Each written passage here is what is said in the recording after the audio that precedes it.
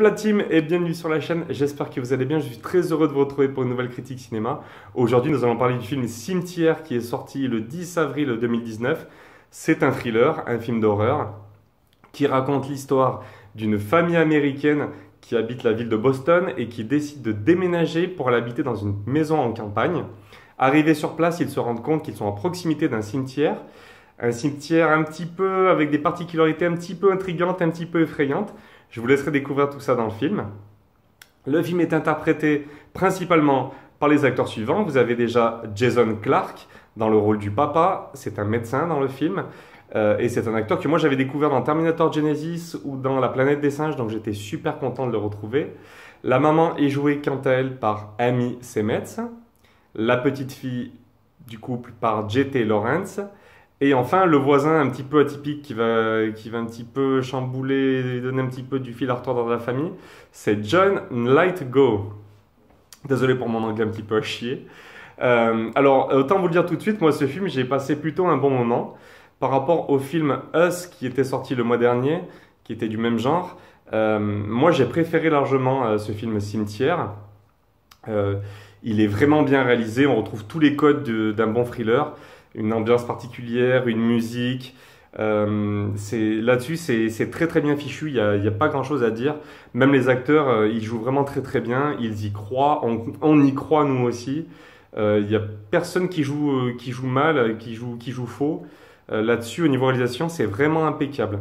L'histoire est plutôt sympa également. Le seul problème que j'ai eu avec le film, c'est que moi, j'ai trouvé qu'il était très très long à se mettre en place. Sur 1h41 de film, vous avez peut-être 1h, 1h10 de film, le début, où ça prend le temps à avancer, à se mettre en place, à présenter un petit peu les événements, à présenter la famille, le cadre. C'est très très long, hein, sur 1h41. Voilà, ça se met vraiment en place sur les 30 dernières minutes. Et j'ai trouvé que c'était vraiment dommage. Dommage parce que les 30 dernières minutes du film sont plutôt bonnes. Moi, je suis plutôt un fan de thriller. Et j'ai besoin d'être surpris maintenant, parce que j'en vois pas mal des films. Et ça commence vraiment à monter dans les tours à partir des 30 dernières minutes. Moi, j'ai même trouvé que les 5 dernières minutes du film étaient vraiment très très bonnes. Le problème, c'est que j'aurais aimé que les 5 dernières minutes du film, elles fassent 45. J'aurais aimé avoir 45 minutes de film comme ça. Donc je reste un petit peu sur ma faim à ce niveau-là. Malgré tout, le film est plutôt sympa. Est bien réalisé, comme je vous l'ai dit. Moi, c'est un film que je recommande, il n'y a pas de problème.